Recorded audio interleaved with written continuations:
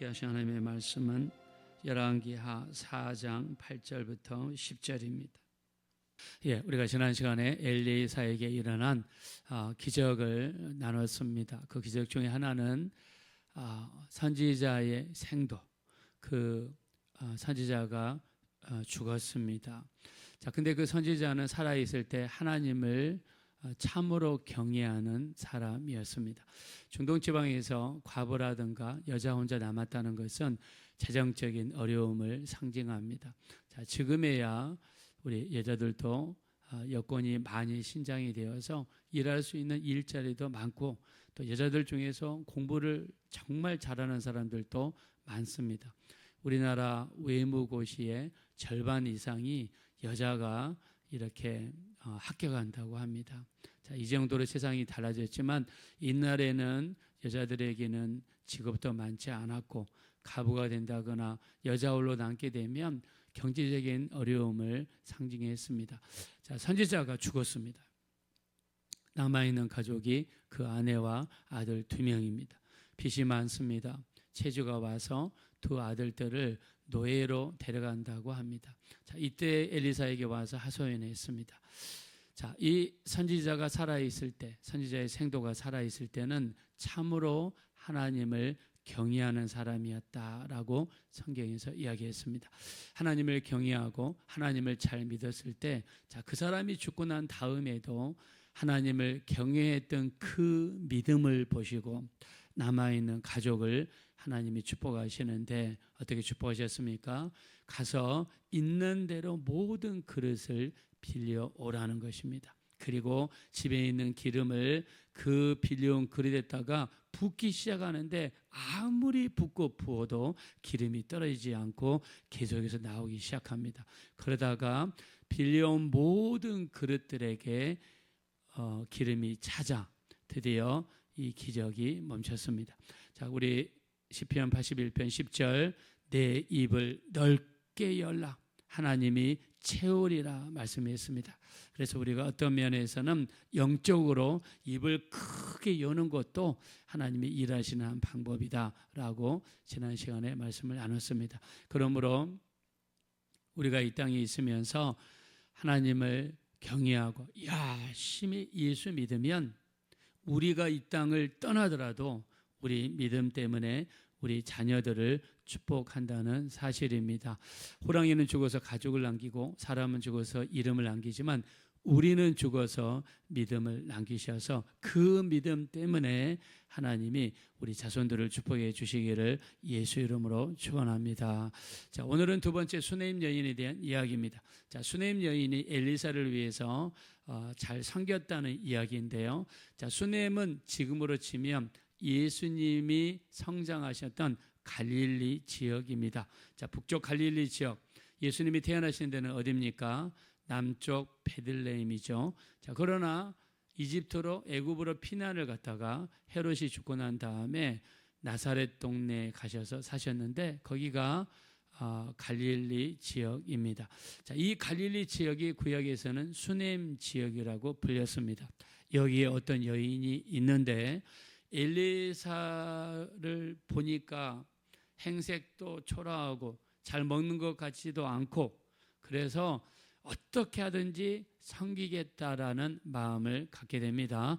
우리 한번 말씀으로 돌아가겠습니다. 8절입니다. 다 같이 한번 읽겠습니다. 시작. 하루는 엘리사가 수넴에 이르렀더니 거기에 한 귀한 여인이 그를 강권하여 음식을 먹게 하였으므로 엘리사가 그곳을 지날 때마다 음식을 먹으러 그리로 들어갔더라. 아멘. 이 수넴 여인은요, 이 여인의 대명사는 섬기는 여인입니다. 섬기는 것을 참으로 잘한 사람이에요. 그래서 성경에서 이 여인을 그냥 여인하지 않고 뭐라고 했습니까? 귀한 여인이다 라고 표현했습니다. 섬기기를 잘했던 여인입니다. 그래서 엘리야가 지나갈 때 음식을 대접하는데 엘리야가 거절하니까 뭐라고 했습니까? 강권했다.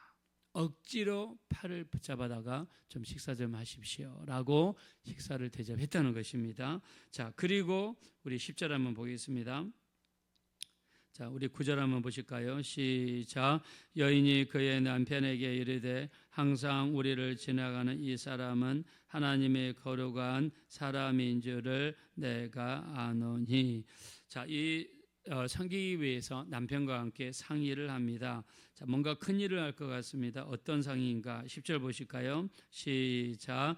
청하건대 우리가 그를 위하여 작은 방을 담 위에 만들고 침상과 책상과 의자와 촛대를 두사이다. 그가 우리에게 이르면 거기에 머물리다 하였더라. 아멘. 자, 이 선지자를 위해서, 엘리사를 위해서 작은 방을 하나 만들어 드립시다. 그리고 거기에 침대도 넣어드리고 책상도 넣어드리고 의자도 넣어드리고 촛대도 넣어드립시다 라고 남편과 함께 상의를 했다는 것입니다. 자, 남편도 흔쾌히 허락을 했습니다. 그래서 방을 만들어 드리고 이 갈릴리 지역을 지나갈 때마다 엘리사가 머물고 갈 수 있도록, 뭐 지금이야 지천에 널려 있는 게 뭐 작은 호텔, 모텔, 여인숙 많죠. 자, 근데 이때 당시에는 그런 게 없겠죠. 엘리사가 멀리 신방을 갈 때면 머물 때가 마땅치 않았겠죠. 그래서 머물 수 있도록 거처를 마련해 줬다는 것입니다. 자, 근데 이 여인은 이렇게 마음이 착하고 섬기는 것을 잘했지만은 아기를 못 낳는 여인이었습니다. 자, 엘리사의 종이 보니까 이 집에는 자녀가 없습니다. 나중에 우리가 쭉 밑에 읽어보면 엘리사의 종이 엘리사에게 제안을 합니다. 이 집을 보니까 자식이 없는 것 같습니다. 위에서 기도해 주면 어떻습니까? 라고 이야기하니까 엘리사가 기도해 줬을 때 그 집에 아기가 태어나는 놀라운 역사가 일어납니다. 자, 그것뿐만이 아닙니다. 이 아기가 성장하다가 아파가지고 죽습니다. 자, 그랬더니 어떤 일이 벌어집니까? 자, 우리 한번 하나씩 살펴보실까요? 우리 16절 보겠습니다. 자, 16절 다 같이 한번 읽겠습니다. 시작. 엘리사가 이르되 한 해가 지나 이때쯤에 네가 아들을 안으리라 하니 여인이 이르되 아니로소이다. 내 주 하나님의 사람이여 당신의 계집종을 속이지 마옵소서 하니라. 아멘. 자, 이 여인의 말로 봐서 아마 나이가 많이 있는 여인인 것 같습니다. 왜냐하면 이 나이에 내가 어떻게 아기를 낳겠습니까? 라는 뜻으로 당신의 계집종을 속이지 마옵소서라고 고백한 것 같습니다. 자, 그리고 우리가 전체 읽어보면 이 여인에게 내가 너에게 무엇을 해줬으면 좋겠느냐라고 물어보지만 여인이 요청한 것이 없었습니다. 그래서 이 여인이 섬기는 그 근본적인 마음 상태를 보면은 어떤 조건도 없이 그냥 하나님 말씀에 순종해서 섬겼던 것 같습니다. 자, 하나님의 사람이 축복하니까 1년 뒤에 이렇게 아기가 낳습니다. 자, 그리고 이 아기가 나중에 죽게 되죠. 자, 이 죽게 된 아기에 대해서 자, 34절 보겠습니다. 자, 32절 먼저 33절 보실까요? 32, 33 시작. 엘리사가 집에 들어가 보니 아이가 죽었는데 자기의 침상에 눕혔는지라. 들어가서는 문을 닫으니 두 사람뿐이라. 엘리사가 여호와께 기도하고 34절 35절이요. 아이 위에 올라 엎드려 자기 입을 그의 입에, 자기 눈을 그의 눈에, 자기 손을 그의 손에 대고 그의 몸에 엎드리니 아이의 살이 차차 따뜻하더라. 엘리사가 내려서 집안에서 한번 이리저리 다니고 다시 아이 위에 올라 엎드리니 아이가 7번 재채기 하고 눈을 뜨는지라. 아멘. 아이가 죽었을 때 아이를 위해서 2번이나 엘리사가 아이 위에 엎드려서 기도했을 때 아이의 몸에 온기가 돌아오고 눈을 뜨는 역사가 일어났습니다. 자, 7번 재채기를 했다고 그랬는데 이 7이라는 숫자는 완전 숫자죠. 재채기는 호흡을 상징하겠죠. 아이에게 온전한 호흡이 돌아온 것을 이야기하지 않느냐라고 성경학자들이 해석을 합니다. 자, 이 여인을 한번 보겠습니다. 이 여인에게는 자식을 낳을 수 없는 몸이었는데, 그것도 나이가 있으신 분인데 아기가 태어났습니다. 기적이죠. 아이가 이 늦은 나이에 얻었는데 아이가 죽었습니다. 끝장입니다. 그런데 하나님께서 이 아이를 살려주시는 두 번째 기적을 베풀어 주셨습니다. 저는 이 여인에게 일어난 역사를 섬김과 연결시키고 싶습니다. 자, 우리가 성도들을 섬기고 또 주변에 있는 우리보다 힘들고 어려운 상황에 있는 사람들을 섬기는 것, 정말 하나님이 너무 기뻐하신 거죠. 자, 예수님도 말씀했습니다. 자, 제자들은 늘 자기들끼리 모이면 다퉜습니다. 그 다툰 이유가 누가 크냐 하는 이유입니다. 자, 누가복음 22장 24절에 보니까 제자들이 누가 크냐 하는 일로 서로 다퉜다고 그랬어요. 근데 너무 마음이 안타까운 사실은 다툰 이 시기가 문제입니다. 다툰 이 시기는 예수님이 돌아가실 그 주간이에요. 예수님이 그 주간에 십자가를 지시고 돌아가실 텐데 그들은 전혀 알지 못합니다. 예수님의 사정도 알지 못하고 주님의 뜻도 모릅니다. 오직 자기의 이기심과 욕심에 사로잡혀서 누가 크냐 하고 서로 다퉜다고 그랬습니다. 예수님이 이렇게 말씀하십니다. 이방인의 임금들은 너희를 주관하고 그 주관자들은 은인이나 칭함을 받으나 너희는 그렇게 하지 말아야 할지니 큰 자는 젊은 자와 같고 다스리는 자는 섬기는 자와 같아야 할지니라. 앉아서 먹는 자가 크냐 섬기는 자가 크냐, 앉아서 먹는 자가 아니냐, 나는 너희 중에 섬기는 자로 있느니라 라고 누가복음 22장 24절부터 27절에 말씀했습니다. 자, 이스라엘은 세 가지 종이 있습니다. 첫째, 가장 높은 종은 밖에 나가서 밭에서 일하는 종입니다. 두 번째, 낮은 종은 집에서 밥을 하고 음식을 섬기는 종입니다. 가장 낮은 종은 주인이 외출하고 돌아왔을 때 또는 손님을 끌고 왔을 때 그 사람들의 발을 씻겨주는 종이 가장 낮은 종입니다. 주님이 물어보십니다. 앉아서 먹는 자가 크냐 섬기는 자가 크냐. 자, 앉아서 먹는 사람은 주인이고요, 섬기는 사람은 두 번째로 낮은 집에서 밥을 하고 음식을 대접하는 종입니다. 자, 주님은 이렇게 말씀하십니다. 앉아서 먹는 자가 크지 않느냐. 그러나 나는 너희 중에 섬기는 자로 있다라고 말씀했어요. 주님은 밖에 나가서 일하는 종이 아니라 집에서 주인이 들어왔을 때 음식을 대접하고 음식을 해드리는 그 종의 모습으로 제자들에게 말씀을 하셨습니다. 제자들이 마태복음 우리 20장 20절부터 28절에 또 싸우게 되죠. 그 싸우게 된 이유는 이렇게 표현합니다. 세베대의 아들들의 어머니가 아들들의 손을 잡고 예수님께 와서 하나는 당신의 우편에 하나는 당신의 좌편에 앉게 하소서. 자, 세베대의 아들들은 누굽니까? 요한과 야고보입니다. 예수님과 이종 사촌이고요. 이들의 어머니는 살로메입니다. 예수님의 어머니 마리아와 서로 자매지간이 됩니다. 자, 가까우니까 살로메가 예수님의 이모님이 오셔서 조카 뻘 때는 예수님께 청탁을 하는 거죠. 하나는 당신의 우편에, 하나는 당신의 좌편에 앉게 해주십시오. 이때 제자들의 성경에 뭐라고 표현했냐면 분하여서 이를 갈더라 그랬어요. 이게 제자들의 모습이요. 또 여기서 문제가 되는 것은 예수님이 돌아가시는 그 주간입니다. 이때 서로 싸웠어요. 주님이 말씀하시죠. 너희 중에 누구든지 크고자 하는 자는 섬기는 자가 되고 너희 중에 누구든지 으뜸이 되고자 하는 자는 모든 사람의 종이 되어야 할지라.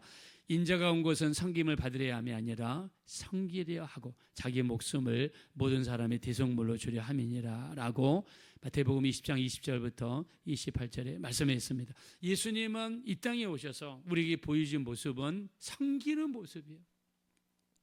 오늘 수님 여인과 같이 내가 섬기고 싶은 마음이 있을 때 섬기는 겁니다.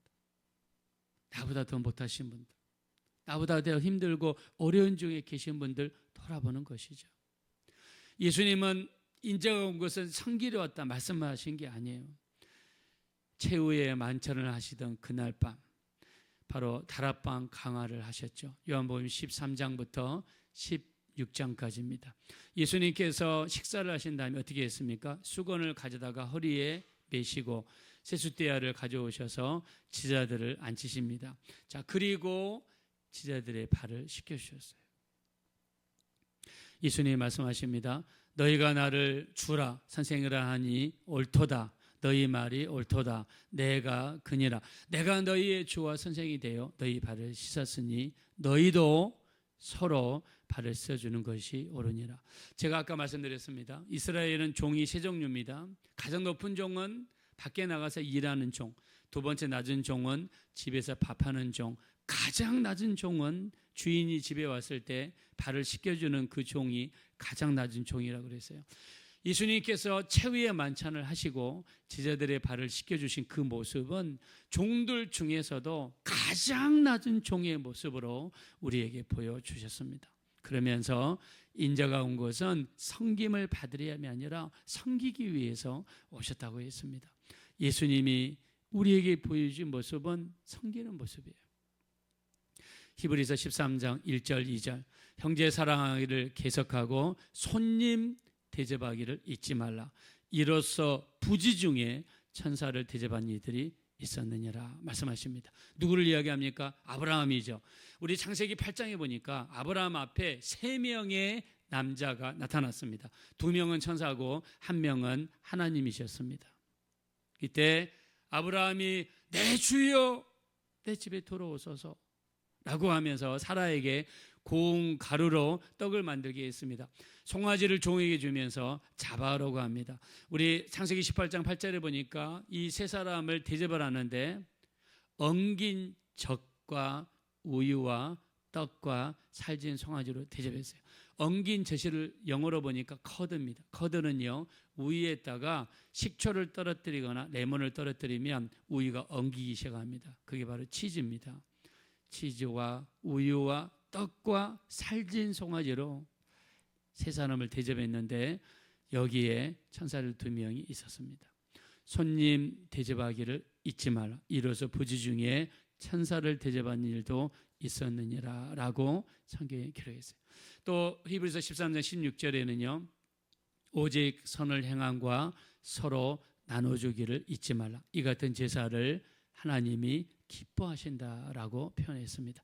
우리를 부르신 이유는 섬기라고 부르셨습니다.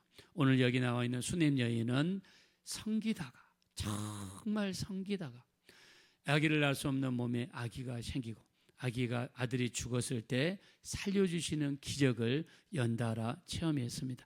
하나님이 기적을 일으키신 것은 그 여인의 일한 행위를 기뻐하신다는 뜻입니다. 우리의 삶 속에 섬김이 있으셔서 교회에서나 주변에서나 우리 이웃에게나 우리 섬김의 모습을 보여주십시오.